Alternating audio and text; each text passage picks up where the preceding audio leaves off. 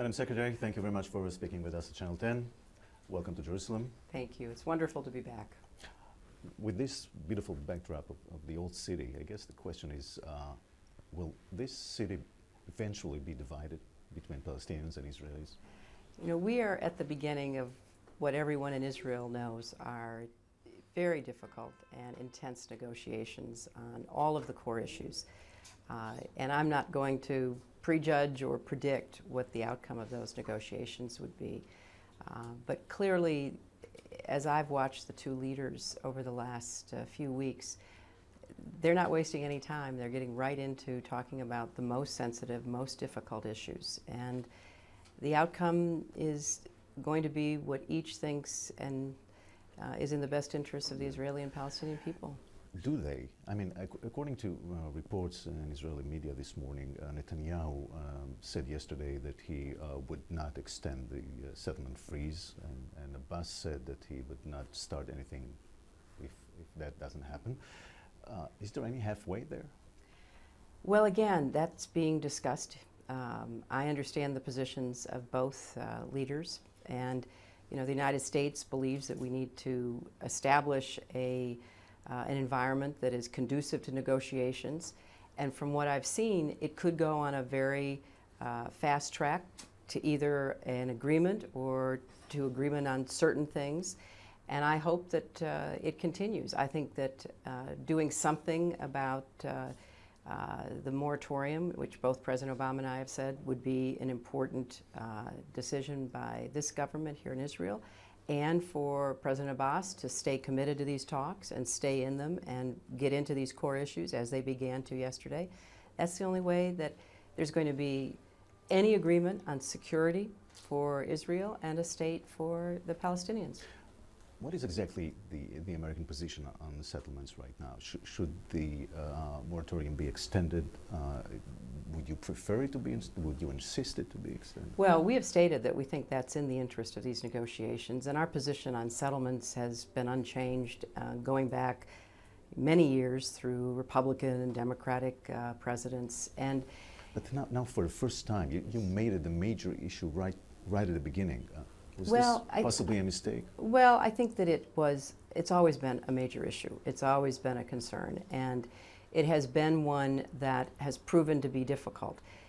If we're going to have an agreement about territory and we're going to have a democratic, secure Jewish state in Israel and an independent, sovereign, viable state for the Palestinians, everybody knows that settlements are going to be discussed, and there are differences in their location and their numbers, but it is something that can't be put under the rug. It has to be confronted. Mm-hmm. When you say a Jewish state, you said, does that mean you support Netanyahu's demand that the Palestinians will recognize Israel as a Jewish state? Well, of course, again, this is one of the issues to be discussed, but when I visited President Peres yesterday, who has forgotten more about the peace process going back decades than any of us will ever know. He reminded me that Yasser Arafat had said, of course it will be a Jewish state. And so these are the kinds of discussions that have to be done only at the leader level. And I have to say, I've known both men for a long time. I really admired the way they got right into it. As Senator Mitchell said, it took months before in the Northern Ireland talks, they would even talk to each other. You know, they would talk through him. They wouldn't even address each other. You know, these two men know each other. They've actually negotiated with each other before. And I think that it was, for me, very impressive to see them both just say, look, we got to talk about the core issues. Not agreements, but very intense discussion. Finally, on this subject, what about Netanyahu's position that for 10 months he did freeze the settlements and nothing happened? Abbas did not make a move, and now you want him to restart the whole thing, and he says, why should I? Well, it's a fair statement by the Prime Minister. As you might recall, I came to Jerusalem little more than a year ago and stood with the Prime Minister because what he was attempting to do was unprecedented. And I regret, as he does, that we couldn't get into the talks earlier. It takes time. All of this is complicated.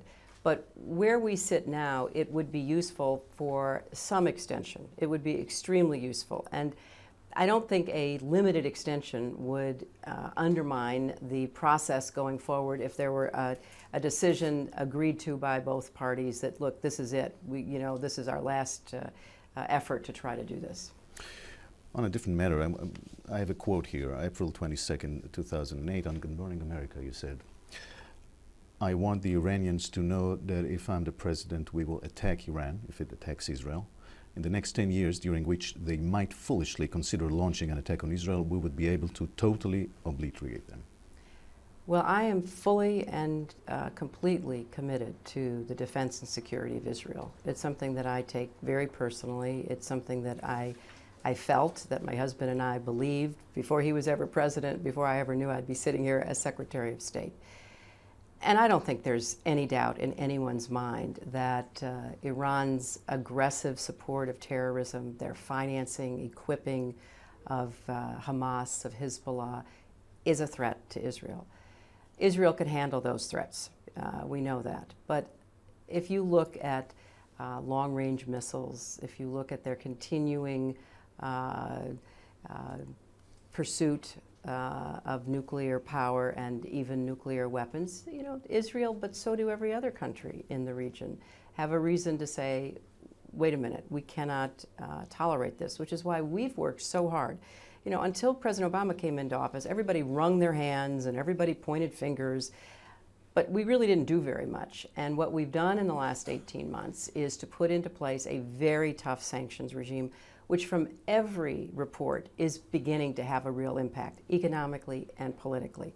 We are committed to the goal that President Obama has stated, that I fully support, that we are doing everything we can to prevent Iran from becoming a nuclear-armed country. But at the same time, we're talking not only with Israel, but we're talking to other countries in the region who have the same fears that Israel has. So about that this. quote is still relevant? Well, for me it is. It is. Mm-hmm. Any hope for movement on the Syrian track? Well, in fact, Senator Mitchell is on his way to Damascus today.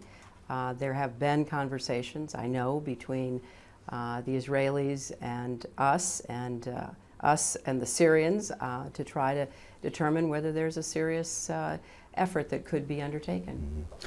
You know that the Israeli soldier Gilad Shalit Yes. is held by Hamas in Gaza for 4 years now, and I know that his family wanted to meet with you.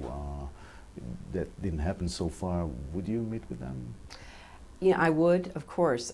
My heart goes out to them. I can't even imagine as a mother what it would feel like to have my child held in what are described as horrible conditions, so insofar as we know. And I think it goes to the heart of what and who Hamas is. The life of the people in Gaza is miserable. This is such a tragedy that this entity sponsored by Iran would not let this young man come home to his family. So will you meet with them? Of course I would. Now, this trip I can't, but I would. I understand. Here it comes. The Clintons are a celebrity family. You cannot deny that. I'd like to. So I'm obligated to ask you, how was it, to see your daughter getting married? Oh, you've asked me. Give me the scoop. You've asked me the best question. It was wonderful. I mean, it was every mother's dream. When you're the mother of the bride, as I was, there's a lot of stress leading up to a wedding. I think probably every mother out there can identify with me. But the day of the wedding was perfect in every way. And they're so happy. And he's a wonderful young man who we've watched grow up. So who would have predicted that they would have fallen in love and had such an incredible ceremony in front of family and friends. And they're very happy, I might add. So on behalf of our audience, congratulations. Thank you so very much. And as they say, mazel tov. I'm delighted by that. And what did you teach me? Sababa? Sababa. Sababa.